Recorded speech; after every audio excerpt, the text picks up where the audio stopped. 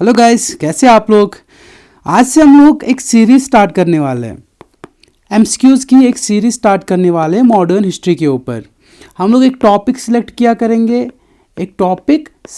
करेंगे, उसको पढ़ा करेंगे हम लोग एमसीक्यूज़ के थ्रू। ठीक है। आज का जो हमारा टॉपिक रहने वाला है वो है एडवेंट ऑफ यूरोपियंस। चलिए स्टार्ट करते हैं। Question number 1, to which among the following was blue water policy attributed. इनमें से ब्लू वाटर पॉलिसी कौन लाया, कौन ब्लू वाटर पॉलिसी के साथ एसोसिएट था। वास्को डी गामा, बिल्कुल नहीं। पेड्रो एल्वारेस कैब्रल ना, Francisco Almeida is the right answer. Option number C सही आंसर है। अब वास्को डी गामा ने क्या किया, पहला जो पुर्तगीज था जो इंडिया आया वो था वास्को डी गामा। इसने डिस्कवर किया, ही डिस्कवर्ड केप रूट, पहला पॉइंट। दूसरा पॉइंट, इसने अपनी जर्नी स्टार्ट करी 1497 को और इंडिया पहुंचता है 1498 को, 17 मई 1498। और जर्नी जो स्टार्ट करी इसने रास्ते, ये तो केप रूट तो इसने डिस्कवर किया। कहाँ से आया ये, अटलांटिक ओशन से होके आया, अटलांटिक ओशन से लेके मालाबार तक, मालाबार कोस्ट। इंडिया पहुंचता है 1498 को, कहाँ पे, कैलीकट में पहुंचता है। ठीक है। 1497 को अपनी जर्नी स्टार्ट करता है, 1498 को इंडिया पहुंचता है, कैलीकट पहुंचता है। कैलीकट पे उस टाइम एक हिंदू रूलर रहता है जैमोरिन, वो इसको रिसीव करता है। ये आता है फिर चला जाता है, और अगली बार जब ये आता है 1502 में। ठीक है, ओके। और एक क्वेश्चन बन सकता है इंपॉर्टेंट कि वास्को डी गामा जब इधर आया उस टाइम जो पुर्तगीज किंग था कौन था, किंग इमैनुअल। ठीक है, किंग इमैनुअल था उस टाइम वहाँ पे पुर्तगीज किंग, जिस टाइम वास्को डी गामा ने अपनी जो जर्नी थी स्टार्ट करी। ठीक है। अब दूसरा जो ऑप्शन है पेड्रो एल्वारेस कैब्रल, वो कौन था। वास्को डी गामा के बाद आने वाला जो बंदा था वो था पेड्रो एल्वारेस कैब्रल। कब आया, 1500 में। ओके, 1500 में इन्होंने पहली फैक्ट्री खोली कैलीकट में। ठीक है। अब जो तीसरा बंदा था, ओके, पेड्रो एल्वारेस कैब्रल के टाइम पे बैटल ऑफ कैलीकट होता है, बैटल ऑफ कैलीकट 1501 में। ठीक है, क्योंकि यहाँ पे अरब्स वगैरह भी रहते थे, वो भी रहते थे, तो अरब्स और पुर्तगीज़ के बीच में ये बैटल ऑफ कैलीकट होता है 1501 में। ओके। अब फ्रांसिस्को अल्मीडा, पहला जो पुर्तगीज गवर्नर था वो था Francisco Almeida, first Portuguese governor Francisco Almeida. कब बना गवर्नर, 1505 में। और 1505 में इम्पॉर्टेंट है कि 1505 में एक और फैक्ट्री खोली थी उन्होंने कोचिन में। Okay, Francisco Almeida first Portuguese governor बना, 1505 में बना, और 1505 में ही एक और फैक्ट्री खोली उन्होंने कोचिन में। ठीक है। उसके बाद इसने ब्लू वाटर पॉलिसी लाई, ब्लू वाटर पॉलिसी। अभी ब्लू वाटर पॉलिसी थी क्या, उन्होंने बोला, ये थोड़ा मतलब अच्छा सोच था इसका। इसने क्या बोला, इसने बोला ये जो पेनिनसुलर इंडिया है, इसने बोला एशिया में रास्ता तो यही जाता है, ट्रेड जो हम लोग करते तो रास्ता तो यही, क्यों ना हम लोग ये जो समंदर है सी पे कब्जा करें। सी पे कब्ज़ा करना अपना जो पावर है वो यहीं तक रखना। हम लोग यहाँ, इन्होंने बोला कि हम लोग लैंड की तरफ जाएंगे ही नहीं, हम लोग इसी पे कब्ज़ा करेंगे, हम लोग सी पे ही कब्ज़ा करेंगे। यही थी ब्लू वाटर पॉलिसी, अपना जो नेवल फोर्स था उसको स्ट्रॉन्ग करना। ठीक है, सी पे कब्ज़ा करना। तो ये किसके मतलब ब्लू वाटर पॉलिसी के साथ एसोसिएट कौन है, यह है आपका फ्रांसिस्को अल्मीडा। अब जो लास्ट ऑप्शन है अल्बुक्यर्की ने क्या किया, नो मैटर कि फ्रांसिस्को अल्मीडा था फर्स्ट पुर्तगीज गवर्नर, लेकिन जो रियल फाउंडर ऑफ पुर्तगीज कहा जाता है ना, real founder of Portuguese colonial empire, वो कंसिडर किया जाता है अल्बुक्यर्की को। क्यों, 1509 में ये गवर्नर बना, 1510 में ही कैप्चर्ड गोवा को कैप्चर करता है बीजापुर किंग से। बीजापुर किंग कौन रहता है, आदिल शाह। अल्बुक्वेर्क्यू को कंसिडर किया जाता है real founder of Portuguese colonial empire. ठीक है, 1509 में बना और 1510 में ही captured Goa from Bijapur king Adil Shah. ठीक है, उसके बाद एक और बंदा आता है Nuno da Cunha. Nuno da Cunha भी इंपॉर्टेंट है, क्यों? नीनो द कन्हा ये इंपॉर्टेंट क्यों है? ये इंपॉर्टेंट इसलिए है कि 1500, मैंने बोला कि 1500 में कैलीकट में फैक्ट्री खोलते हैं लोग, 1505 में कोचिन में, और 1510 में अल्बुक्वेर्क्यू कैप्चर करता है गोवा। पहला काम ये जो नीनो द कन्हा है, ये पहला काम क्या करता है, ये इनकी जो पुर्तगीज़ कैपिटल है कोचिन से ट्रांसफ़र करता है गोवा। कब? 1530 में कैपिटल को ट्रांसफ़र करता है। He transport Portuguese capital from Cochin to Goa 1530 में। दूसरा काम ये करता है दमन और दीव को एक्वायर करता है। दमन को 1559 में एक्वायर करता है और दीव को 1535 में एक्वायर करता है। समझ आया? तो ये भी इम्पॉर्टेंट है। चलिए बढ़ते अगले क्वेश्चन की तरफ। तो हम लोग ऐसे ही करने वाले हैं, मैंने ऑप्शन जानबूझ के ऐसे रखे हैं कि आपको एक्स्ट्रा इन्फॉर्मेशन, पूरा चैप्टर आपको 10 से 12 क्वेश्चंस में ही क्लियर हो जाए। 10 से 12 क्वेश्चंस में ही आपका ये पूरा चैप्टर, पूरा टॉपिक कंप्लीट हो जाए। ठीक है, वैसे ही ऑप्शन रखे मैंने, तो ज़्यादा क्वेश्चंस करने वाले नहीं हैं हम लोग। Question number 2, wire in India was the first Portuguese factory established. पहली जो पुर्तगीज़ फैक्ट्री थी कहाँ पे? मैंने बोला 1500 में इन्होंने कोचिन में, कैलीकट में खोली थी पहली फैक्ट्री, 1500 में कैलीकट में, कोचिन में 1505 में, और गोवा को एक्वायर करने वाला बंदा कौन था? अल्बुक्वेर्क्यू। किससे किया था? बीजापुर किंग आदिल शाह। ठीक है, question number 3, in which year did Portuguese king gave Bombay to Charles second of England as dowry for marrying his sister. किस साल में पुर्तगीज जो किंग था उसने चार्ल्स टू को बॉम्बे दहेज में दे दिया अपनी बहन के साथ शादी करने के लिए? पुर्तगीज़ किंग ने बॉम्बे किसको दिया? चार्ल्स सेकंड को, अपनी बहन के साथ शादी करने के लिए। और ये कब की बात है? ये बात है 1661 की, जो कि इसका आंसर है ऑप्शन नंबर 1। 1661 में पुर्तगीज़ किंग ने बॉम्बे किसको दिया? चार्ल्स सेकंड, जो इंग्लैंड का था, अपनी बहन के साथ शादी करने के लिए। ठीक है, अब जो बाकी 3 ऑप्शन है उनमें भी कुछ ना कुछ हुआ है, ऐसे तो मैंने रखे नहीं है। 1632 को क्या हुआ? 1632 को जो पुर्तगीज थे दे लॉस्ट हुगली हार गए। वो हुगली हार गए किसके टाइम पे? ये क्वेश्चन आ सकता है कि Portuguese lost Hooghly in 1632 during the rain of, उस टाइम राज किसका था? उस टाइम राज था शाहजहां का। तो 1632 को पुर्तगीज हुगली हार गए। क्या हार गए? हुगली हार गए। किसके टाइम पे? शाहजहां के टाइम पे। ठीक है, अब 1954, 1961, आप देखो 19 मतलब इंडिपेंडेंट इंडिया की बात हो रही है, इंडिया आज़ाद हो चुका था इस टाइम। 1954 को क्या हुआ? 1954 को India acquired Dadar and Nagar Haveli from Portuguese. 1954 को इंडिया ने एक्वायर किया दादर नागर हवेली पुर्तगीज से। लेकिन एक बात यहाँ पे सोचने वाली है कि दादर नागर हवेली इनके पास चली कैसे गई?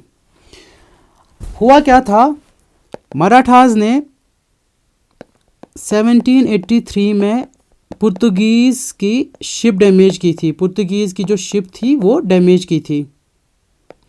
तो एज कंपनसेशन जो पुर्तगीज़ थे उन्होंने क्या, ये जगह ले ली। तो फिर इंडिया ने इसको वापस कब लिया? 1954 में। ठीक है, और जो 1961 है, इस 1961 में क्या हुआ? 1961 में गोवा हार गए। कौन? पुर्तगीज़ गोवा हार गए। हुआ क्या था बताता हूँ।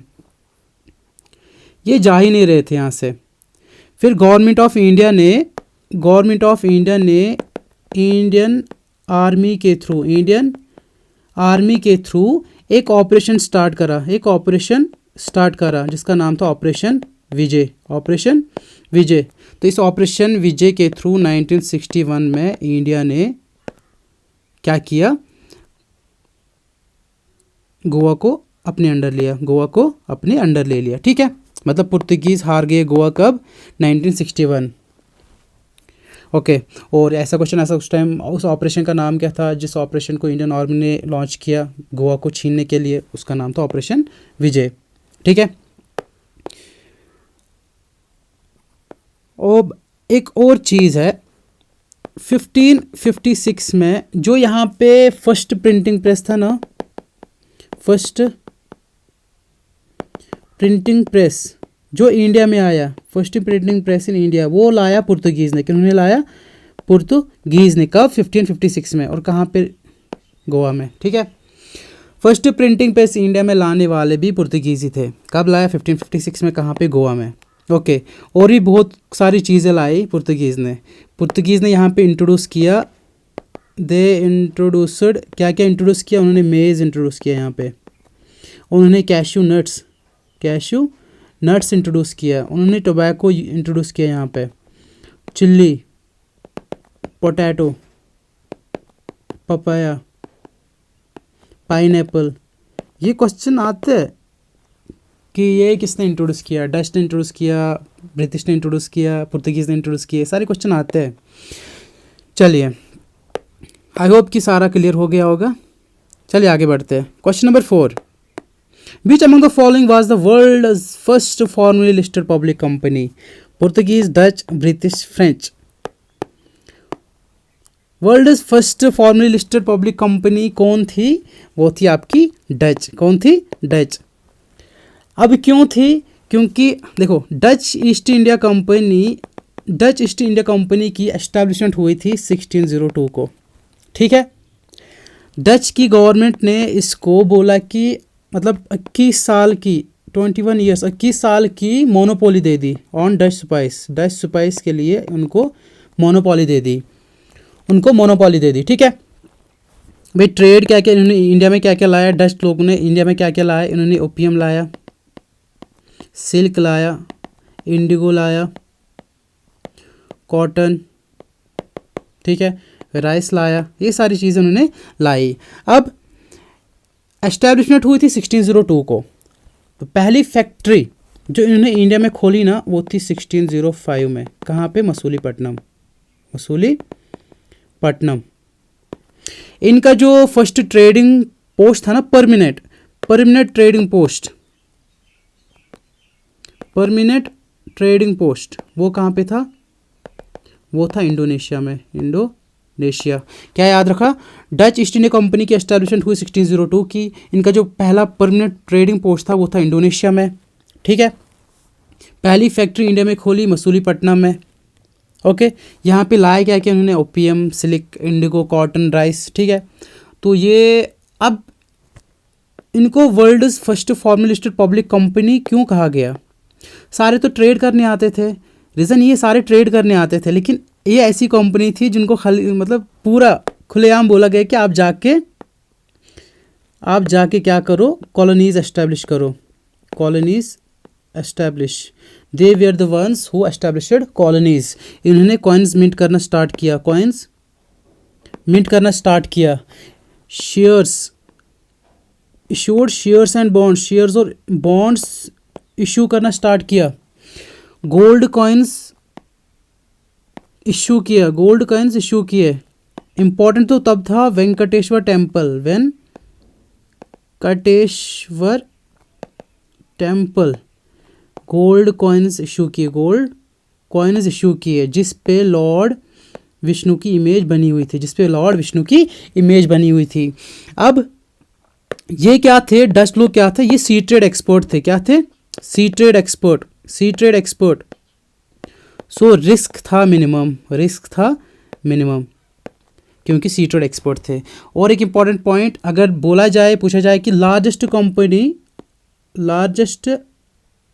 Company in percentage of GDP, तब आंसर बनेगा डच।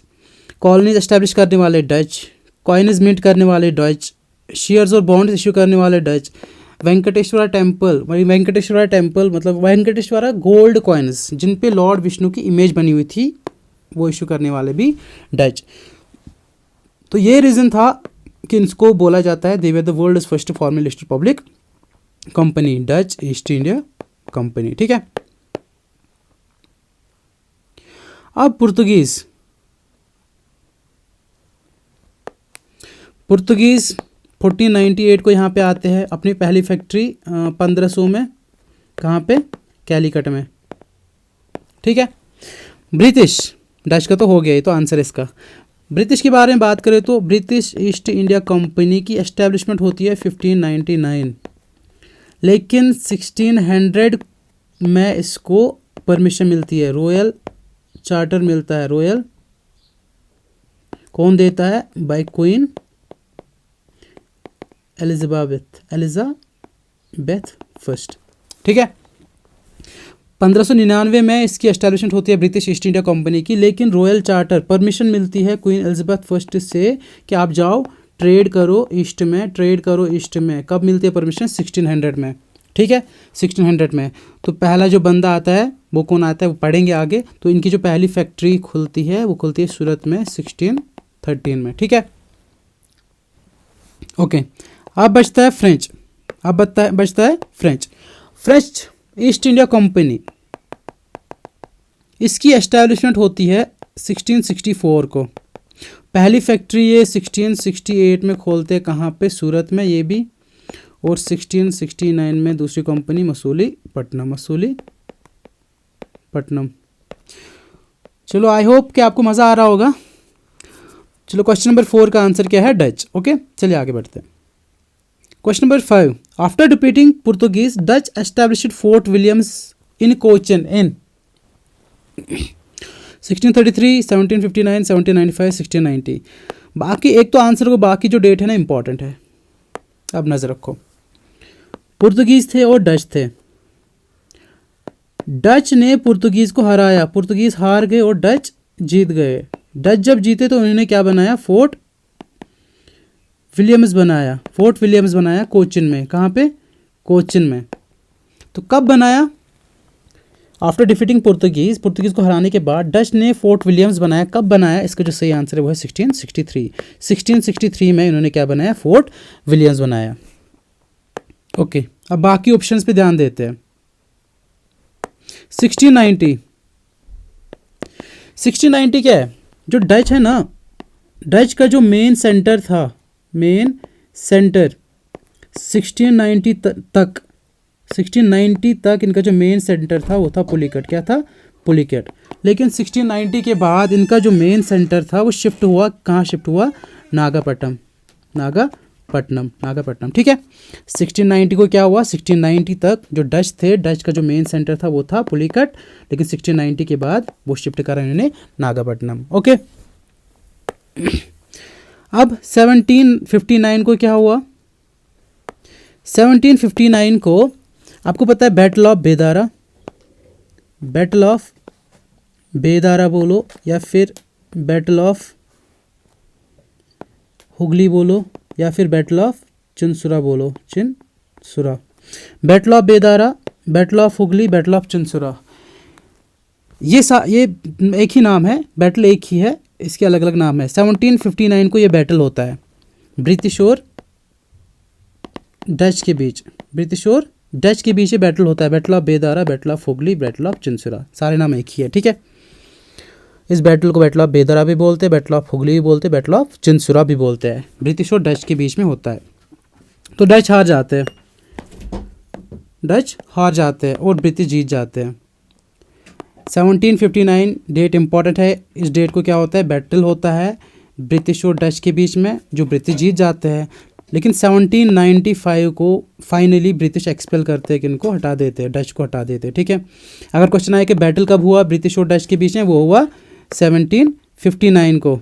लेकिन अगर पूछा जाए कि एक्सपेल कब किया, वो 1795 को किया। तो इस क्वेश्चन का जो सही आंसर था वो था 1663 को डच ने फोर्ट विलियम्स बनाया कोचिन में। Okay, question number 6, first Englishman to arrive in India during Akbar was. Akbar के टाइम पे जो पहला ब्रिटिश मैन था, पहला इंग्लिश मैन था, कौन था जो अकबर के टाइम पे इंडिया आया? आपको पता है कि ट्रेड करने तो सबसे पहले कैप्टन विलियम हॉकिंस आया अपनी हेक्टर नामी शिप को लेके, लेकिन उससे पहले भी एक बंदा था जिसका नाम था जॉन मिल्डन हल। जॉन मिल्डन हल यहाँ पे इंडिया को एक्सप्लोर करने आया था, टू एक्सप्लोर इंडिया। कब आया था? 1599 को आया था, अकबर के टाइम। तो ये इस क्वेश्चन का आंसर है, जॉन मिल्डन हल। आपको पता है ब्रिटिश ईस्ट इंडिया कंपनी की एस्टैब्लिशमेंट हुई थी 1599 को, लेकिन रॉयल चार्टर मिला क्वीन एलिजाबेथ फर्स्ट की तरफ से 1600 में कि आप जाओ ईस्ट में, आप ट्रेड कर लो, ईस्ट में ट्रेड कर लो, ठीक है। कैप्टन विलियम हॉकिंस आता है, ये बेचते सबसे पहले बंदे को, कौन रहता है सबसे पहला बंदा जो इंडिया आता है? Captain William Hawkins. एक शिप लेके आता है, उस शिप का नाम रहता है हेक्टर, उसका एक कमांडर रहता है उस हेक्टर नामी शिप का। तो 1609 को ये पहुंचता है इंडिया। 1609 से लेके 1611 तक ये जहांगीर के कोर्ट में रहता है, जहांगीर के कोर्ट में रहता है। उसको इंसिस्ट करता है मुझे परमिशन दो, फैक्ट्री खोलनी है, लेकिन जहांगीर नहीं मानता है। फिर फाइनली ये क्या करते हैं, कैप्टन मिडल्टन को भेजते हैं 1611 को। 1611 को कैप्टन मिडल्टन आता है, वो बहुत सारे तोहफे लेके आता है, जहांगीर पिघल जाता है, जहांगीर इनको परमिशन दे देता है। और फिर फाइनली ये सूरत में पहली फैक्ट्री खोलते हैं 1613 को, ठीक है। पहली फैक्ट्री सूरत में खोलते 1613 को। उसके बाद ये फिर भी सेटिस्फाइड नहीं थे, इनको और कंसेशन चाहिए, और फैक्ट्री खोलनी थी। तो ये क्या करते हैं, ये बेचते हैं फिर सर थॉमस रो को, सर थॉमस रो को। ये सर थॉमस रो जो है ये आता है India as an ambassador of king James first. King James first का एम्बेसडर आता है, मतलब एम्बेसडर बन के आता है सर थॉमस रॉय। फिर जहांगीर के पास कोई ऑप्शन नहीं रहता है। जहांगीर क्या बोलता है इसको, जहांगीर बोलता है कि Mughal empire, within Mughal empire आपको जहाँ पे फैक्ट्री खोलनी है आप खोल लो, ठीक है। चलिए आगे बढ़ते हैं। Question number 7, where was the first factory in south established by British? आपको पता है कि सबसे पहली फैक्ट्री तो सूरत में खोली गई, कब? 1613 में। लेकिन साउथ में सबसे पहली फैक्ट्री कब, कहाँ पे खोली गई? सबसे पहली फैक्ट्री खोली गई मसूलीपट्टनम में। कब खोली गई मसूलीपट्टनम में? ये फैक्ट्री खोली गई 1616 को। कब खोली गई? 1616 को। अगर ऐसा पूछा जाए कि ईस्ट इंडिया में सबसे पहली फैक्ट्री कब खोली गई, वो खोली गई 1633 में। कहाँ पे? हरिहरपुर बलासोर ओडिशा में, ठीक है। बलासोर डिस्ट्रिक्ट, हरिहरपुर जगह का नाम है, वहाँ पे खोली गई ये फैक्ट्री। सबसे पहली फैक्ट्री सूरत में खोली गई, सबसे पहली फैक्ट्री सूरत में खोली गई 1613 में। साउथ में सबसे पहली फैक्ट्री, जो इस क्वेश्चन का आंसर है 1616 को पहली फैक्ट्री खोली गई साउथ में। और ईस्ट में सबसे पहली फैक्ट्री खोली गई 1633 में, हरिहरपुर बलासोर ओडिशा में, ठीक है। अब ये मद्रास क्या है? मद्रास को बनाने वाले, मद्रास में कोरोमंडल कोस्ट पे एक इम्पॉर्टेंट फोर्ट बनाते हैं ये लोग, इम्पॉर्टेंट फोर्ट। उस फोर्ट का नाम रहता है फोर्ट सेंट जॉर्ज। कब बनाते हैं? 1639 को, ठीक है, याद रखना। 1613 में सूरत में पहली फैक्ट्री, और साउथ में सबसे पहली फैक्ट्री मसूलीपट्टनम में 1613 में। और हरिहरपुर उड़ीसा सबसे पहली फैक्ट्री ईस्ट इंडिया में कब? 1633 उड़ीसा में, हरिहरपुर। मद्रास में ये एक इम्पॉर्टेंट फोर्ट एस्टेब्लिश करते हैं कोरोमंडल कोस्ट के, मतलब के कोस्ट के पास। कब? 1639 को। उस फोर्ट का नाम क्या रहता है? फोर्ट सेंट जॉर्ज, ठीक है। चलिए आगे बढ़ते हैं। Question number 8, When did British establish their first factory in Bengal? Okay, पहली फैक्ट्री सूरत में, कब? 1613। दूसरी फैक्ट्री, अच्छा, फिर मसूलीपट्टनम में पहली फैक्ट्री साउथ में 1616। ओके, ओडिशा में हरिहरपुर पूर, बालासोर डिस्ट्रिक्ट उड़ीसा में 1633 को सबसे पहली फैक्ट्री ईस्ट में। लेकिन बंगाल में सबसे पहली फैक्ट्री कब खोलते हैं? ये खोलते हैं 1651 को। और जो खोलता है उसमें इंपॉर्टेंट रोल किसका रहता है? उसका नाम रहता है ब्रिजमैन। ब्रिजमैन क्या करता है? 1651 को बंगाल में हुगली के किनारे ये पहली फैक्ट्री खोलते हैं। हुगली के किनारे ये पहली फैक्ट्री खोलते हैं। कहाँ पे? बंगाल में। ठीक है, ओके।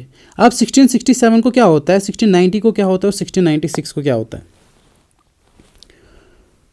1651 में पहली फैक्ट्री, इस क्वेश्चन का आंसर है पहली फैक्ट्री बंगाल में खोलते हुगली के किनारे। कौन खोलता है? ब्रिजमैन।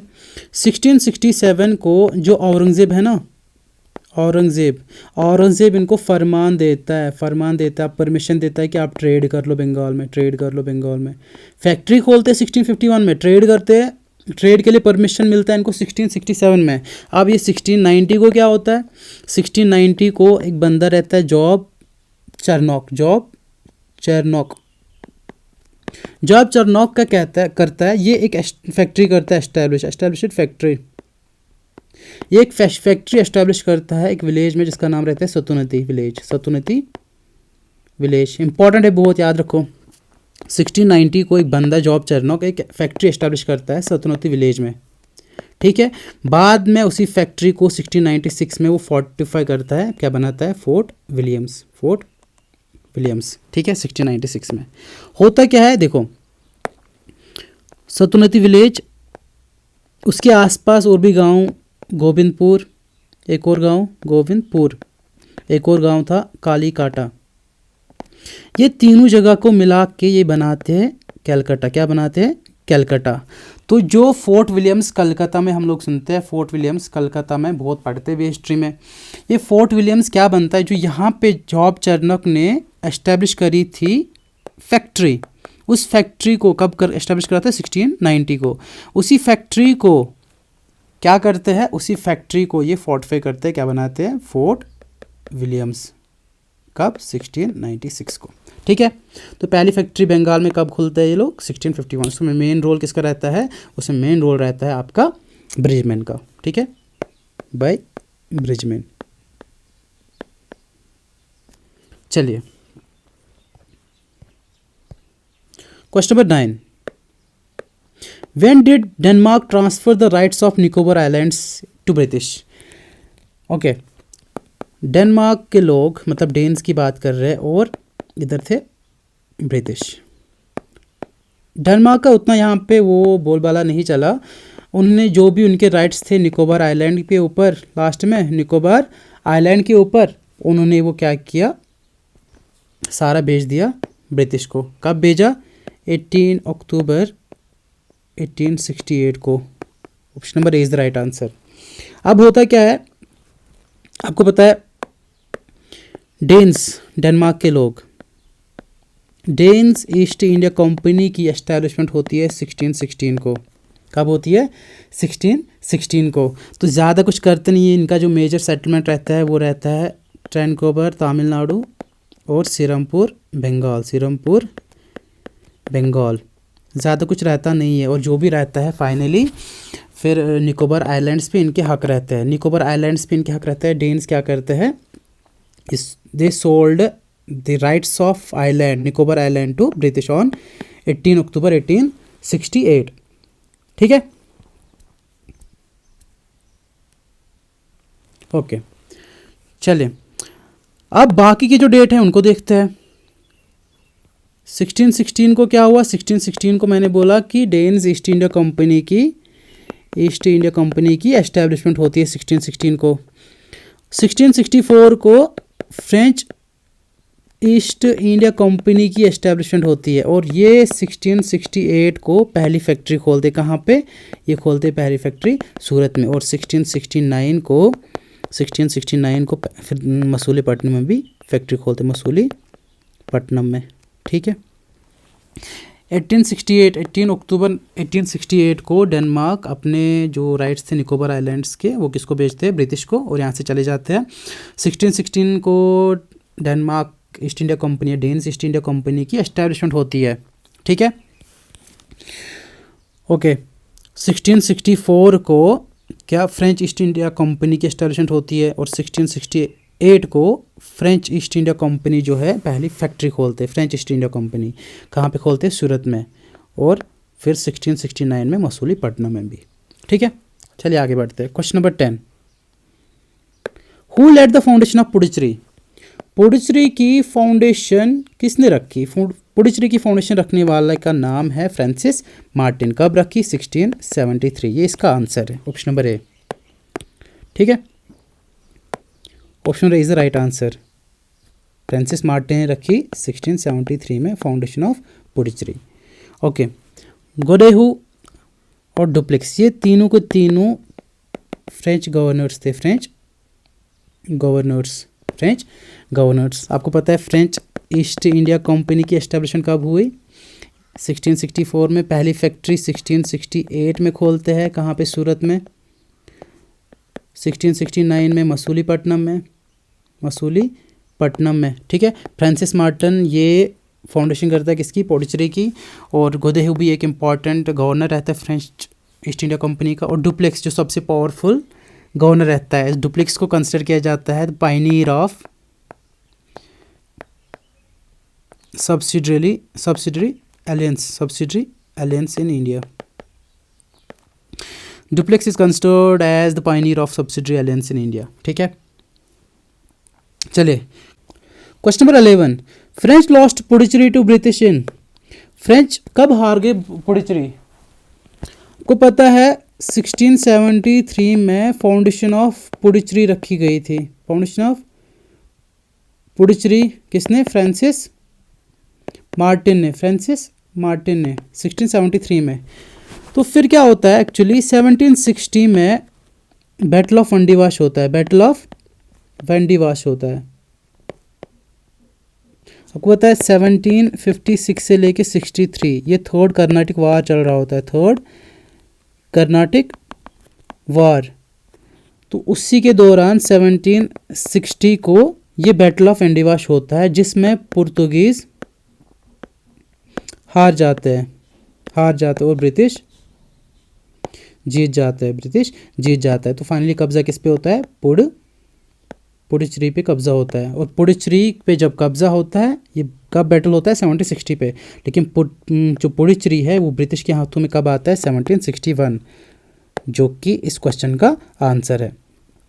1673 को क्या होता है? ऑप्शन नंबर बी जो है 1673 को जो पुडुचेरी की फाउंडेशन है कौन करता है? Francis Martin. 1746 को क्या होता है? आपको पता है, मैंने बोला था इससे पहले कि जो ब्रिटिश ईस्ट इंडिया कंपनी थी, पहली फैक्ट्री तो सूरत में खोली 1613 में। दूसरी फैक्ट्री कहाँ पे? जो साउथ में जो फैक्ट्री खोली, साउथ में मसूलीपट्टनम 1616 में। ओके, ईस्ट इंडिया में जो पहली फैक्ट्री खोली हरिहरपुर ओडिशा, कब? 1633। मैंने बोला था 1633 को मद्रास में कोरोमंडल कोस्ट पे उन्होंने एक इम्पॉर्टेंट फोर्ट बनाया था, फोर्ट सेंट जॉर्ज, है ना। ये इम्पॉर्टेंट है, ये याद रखना। 1639 को मद्रास में कोरोमंडल कोस्ट पे एक फोर्ट बनाया था, फोर्ट सेंट जॉर्ज। पहला जो कर्नाटिक वार होता है ना 1740 से 48, तो 1746 को एक बैटल होता है, पढ़ेंगे अभी आगे। बैटल ऑफ अदियर बोलते हैं उसको, बैटल ऑफ अदियर। 1746 को जो फ्रेंच है ना, डुप्लेक्स फ्रेंच की तरफ से, और यहाँ पे था रॉबर्ट क्लाइव इंग्लिश की तरफ से। ठीक है, तो ये डुप्लेक्स ना जीत जाता है। तो ये मद्रास को अपने अंदर लेता है। कब? 1746 को। 1954 देखो इंपॉर्टेंट डेट है, आफ्टर इंडिपेंडेंस, मतलब इंडिपेंडेंट इंडिया की बात हो रही है।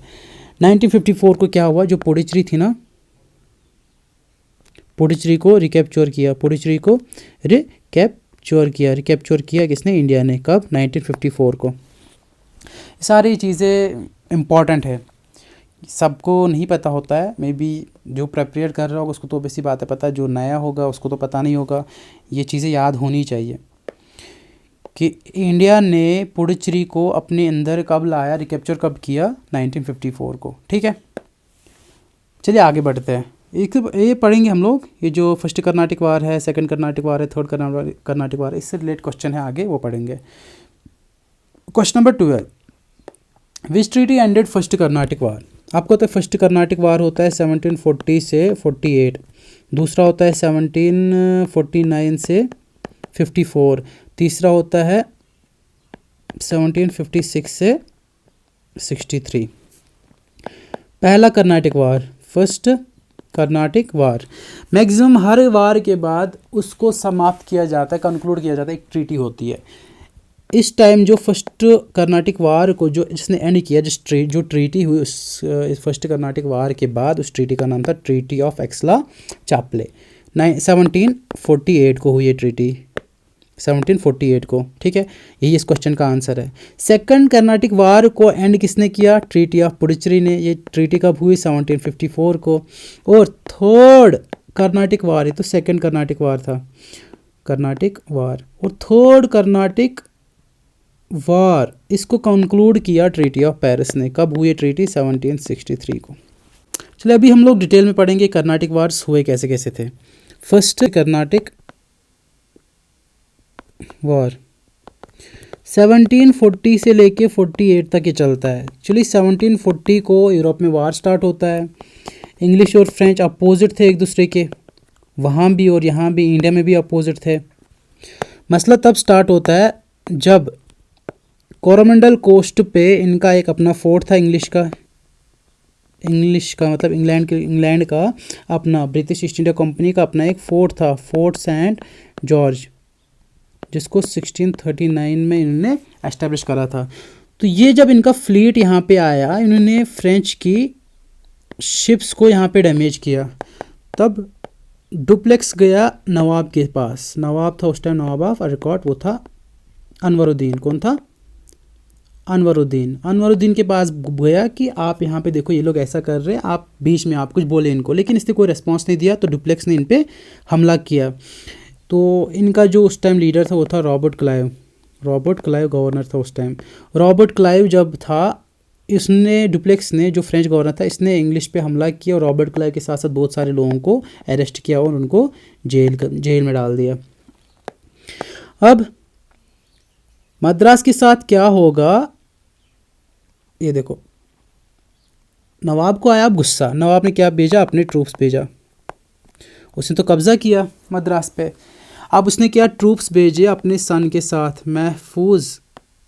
महफूज खान भी को भेजा अपने ट्रूप्स के साथ। वो अपने लेके गया और कहाँ भेजा, फोर्ट सेंट जॉर्ज भेजा, फोर्ट सेंट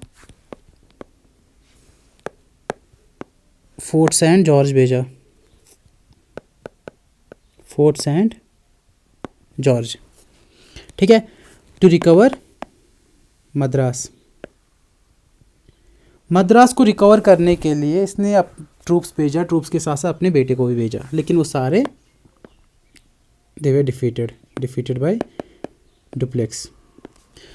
जब हार गए, फिर बैटल ऑफ एदियर जिसको बोलते हैं 1746 में, ये जो हुआ फ्रेंच और नवाब के बीच में। बैटल ऑफ एदियर होता है 1746 को, जिसमें कि फ्रेंच ऑब्वियसली बात है जीत जाते हैं। फिर फाइनली मतलब ये जब 1748 में ये फर्स्ट कर्नाटिक वार एंड होता है, फिर ट्रीटी होती है, ट्रीटी ऑफ एक्सला चापले। 1748 को ये ट्रीटी होती है। इससे जो वार ख़त्म होता है यूरोप में, और यहाँ पे भी ये वार ख़त्म होता है। ठीक है, हुआ क्या, अब मद्रास किसके अंडर था, 1746 में ही मद्रास था फ्रेंच के अंडर। लेकिन इस ट्रीटी के बाद क्या हुआ, ये Madras was given back to English. ये ब्रिटिश ईस्ट इंडिया कंपनी को, ये ब्रिटिश लोगों को वापस दे दिया गया फॉर सम, बदले में नॉर्थ अमेरिका में ल्यूसबर्ग के बदले इंडिया में मद्रास दे दिया गया इंग्लिश को, फ्रेंच ने दिया मद्रास इंग्लिश को, लेकिन बदले में नॉर्थ अमेरिका में इंग्लिश ने दिया फ्रेंच को क्या, ल्यूइसबर्ग की टेरिटरी। ठीक है, अब ये तो रहा पहले कर्नाटिक वार की बात। अब दूसरे कर्नाटिक वार में होता है क्या है, देखो सेकंड कर्नाटिक वार की बात करते हैं। सेकंड कर्नाटिक वार कब होता है, 1749 से 54। अब जब डुप्लेक्स जीत गया था, इसके अंदर कॉन्फिडेंस बूस्ट हुआ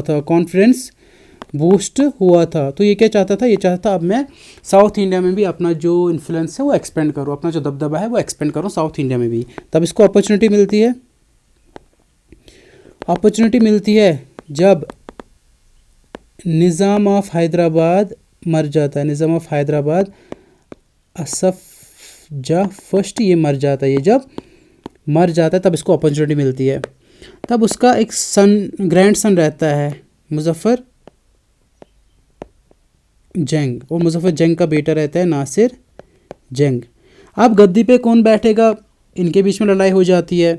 फ्रेंच क्या बोलते हैं, फ्रेंच बोलते हैं कि मुजफ्फर जंग को हम लोग सपोर्ट करेंगे, निज़ाम के लिए, निज़ाम ऑफ हैदराबाद के लिए। लेकिन यहाँ पे इंग्लिश क्या बोलते हैं, इंग्लिश बोलते हैं नहीं, हम लोग नासिर जंग को सपोर्ट करेंगे, निज़ाम के लिए। साथ में निज़ाम कौन बनेगा हैदराबाद का, उसके साथ साथ अरकाट में भी प्रॉब्लम चल रही थी। अरकाट में का नवाब कौन बनेगा, उसके साथ भी प्रॉब्लम चल रही थी। अभी तक अरकाट का नवाब कौन था, अनवरुद्दीन था। अनवरुद्दीन नवाब था अभी तक। लेकिन फ्रेंच चाहते थे नवाब हम लोग अरकाट का चंदा साहिब को बनाए। चंदा साहिब और अनवरुद्दीन ये राइवल्स थे, दुश्मन थे आपसी। ठीक है, अब फ्रेंच करते थे कि निज़ाम के लिए सपोर्ट करते थे मुजफ्फर जंग को, और नवाब ऑफ अरकाट के लिए चंदा साहिब को। और इंग्लिश क्या करते थे, सपोर्ट करते थे निज़ाम के लिए नासिर जंग को, और अरकाट के तो था ही, लेकिन ये सपोर्ट करते थे मोहम्मद अली को भी, जो किसका बेटा था, अनवरुद्दीन अली का। ठीक है, अब होता क्या है देखो, फिर ये जो ग्रुप बनाते हैं ना, ये जो ग्रुप बनता है, एलियंस बनते हैं फ्रेंच की प्लस मुजफ्फर जंग प्लस चंदा साहिब। ये क्या करते हैं, ये अटैक करते हैं किस पे, ये अटैक करते हैं अनवरुद्दीन पे। किस पे, अनवरुद्दीन पे, और उसको मार देते हैं। फिर फाइनली जो मुजफ्फर जंग था वो बनता है निज़ाम ऑफ हैदराबाद, निज़ाम बनता है, और जो चंदा साहिब है इसको बनाते हैं नवाब ऑफ अरकाट। जब अनवरुद्दीन उसको मार दिया जाता है तो उसका जो बेटा है मोहम्मद अली वो भाग जाता है, he fled away to Tiruchirappalli.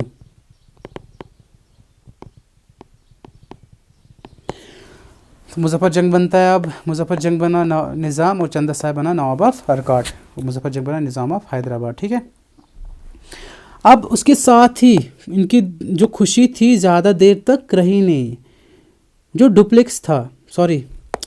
Robert Clive उसने क्या किया, अरकाट पे हमला कर दिया। और अरकाट का अभी नवाब कौन था, वो था चंदा साहिब। रॉबर्ट क्लाइव ने अरकाट पे हमला कर दिया, चंदा साहिब को कैप्चर किया और उसको मार दिया। इसको बोलता है सीज ऑफ अरकाट, और ये कब हुआ, 1751। इंपॉर्टेंट है, सीज ऑफ अरकाट, ये टर्म ही बहुत इंपॉर्टेंट। सीज ऑफ अरकाट कब हुआ, 1751 में, जब रॉबर्ट क्लाइव ने अरकाट पे हमला किया और चंदा साहिब को कैप्चर किया और मार दिया। फिर उसके बाद 1754 में ये जो कर्नाटिक वार है ख़त्म होता है। ट्रीटी साइन होती है, ट्रीटी ऑफ पुडुचेरी कब साइन होती है, 1754 को। फिर थर्ड कर्नाटिक वार भी साथ साथ में ही होता है। अब थर्ड कर्नाटिक वार में क्या होता है, ये देखो, थर्ड कर्नाटिक वार 1756 से 63, ये 7 ईयर्स, 6 साल है ना, 7 ईयर्स। तो 7 ईयर्स वार स्टार्ट होता है यूरोप में, वहाँ पे वार स्टार्ट होता है, यहाँ पे स्टार्ट हुआ। ब्रिटिश और फ्रेंच थे। मैंने बोला था फ्रेंच ईस्ट इंडिया कंपनी की एस्टैब्लिशमेंट हुई थी 1664 को। इनकी जो स्टार्ट में मेन जो सेटलमेंट्स थे ना वो थे चंद्रनगर में, ठीक है। अब ब्रिटिश और फ्रेंच थे। ब्रिटिश की साइड से था सर आयरे कोटे और फ्रेंच की तरफ से था कॉम्टे दे लैली। तो ब्रिटिश ने फ्रेंच के ऊपर हमला किया और उनकी जो सेटलमेंट्स थी चंद्रनगर उसको कैप्चर किया। कब? 1757 में ब्रिटिश ने फ्रेंच के ऊपर हमला किया और उनकी जो सेटलमेंट्स थी चंद्रनगर में उसको कैप्चर किया। कब? 1757 में, ठीक है। हार गए। फिर उसके बाद 1760 में थर्ड कर्नाटिक वार हुआ था 1756 से 63 तक। इसके बीच में कहीं पे आता है 1760। ये इंपॉर्टेंट है क्योंकि बैटल ऑफ वेंडी वाश हुआ था जिसमें ब्रिटिश ने फ्रेंच को हरा दिया। फ्रेंच लॉस्ट, ब्रिटिश वन, ठीक है। जब हार गए 1760 में तो फिर क्या हुआ? ब्रिटिश ने पुडुचेरी पे अपना कब्जा कर लिया, ठीक है। बैटल ऑफ वेंडी वाश होता है 1760 में जिसमें ब्रिटिश जीत जाते हैं और फ्रेंच हार जाता है। और ब्रिटिश जीत जाता है। तो पुडुचेरी को कैप्चर कौन करता है? Puducherry was captured by British. तो 1761 में जो पुडुचेरी किसके हाथों में आ जाता है? ब्रिटिश के हाथ में आ जाता है, ठीक है। फिर क्या होता है? जब 7 ईयर वार ख़त्म हो जाता है, जो 7 ईयर वार ख़त्म हो जाता है, फिर एक ट्रीटी साइन होती है, ट्रीटी ऑफ पेरिस 1763 में। अब क्या होता है? जो फ्रेंच है ना उनको दिया जाता है वापस पुडुचेरी भी प्लस चंद्रनगर भी। इस ट्रीटी के तहत पुडुचेरी भी और चंद्रनगर भी फ्रेंच को वापस दिया जाता है, ठीक है। कौन देता है? ब्रिटिश। तो हम लोग को क्या पता चला कि ब्रिटिश वी आर डोमिनेट रहे यहाँ पे, ठीक है। चलिए गाइस, आई होप आपको पसंद आ गया होगा। सच में पसंद आ गया है तो do like, share and subscribe. Thank you. मिलते हैं अगले वीडियो में। Till then take care, bye.